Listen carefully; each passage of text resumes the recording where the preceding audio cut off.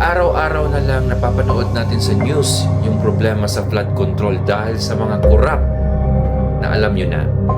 So ngayon huhulaan natin kung sino tong mga korap na to. Kita mo naman, napakalaki ng cards ko. So siguradong malaking-malaki ang kickback nila kasi malaki nga yung cards ko. Alright, so unahin natin tong nasa likod na cards. Yan, blanco. So ibig sabihin ng blanco is maliit lang yung project or yung budget na pupunta sa project pero malaki dun sa bulsa nila, kaya blanco yung project. Ayan. Puso, ibig sabihin wala silang puso.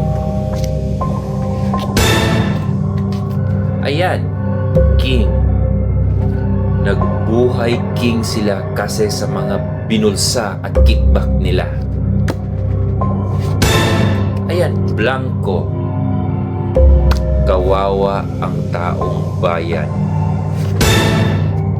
Ayan, queen. Of course, yung mga asawa at anak nila pumupunta sa mga sosyal na lugar. Ayan na naman, wala silang puso. Totoo yata ito sinasabi ng cards ko. At ang panghuli, nakita ko na kung sino. Kalahating tao, kalahating buhaya. Yan po ang mga korap sa bansa natin.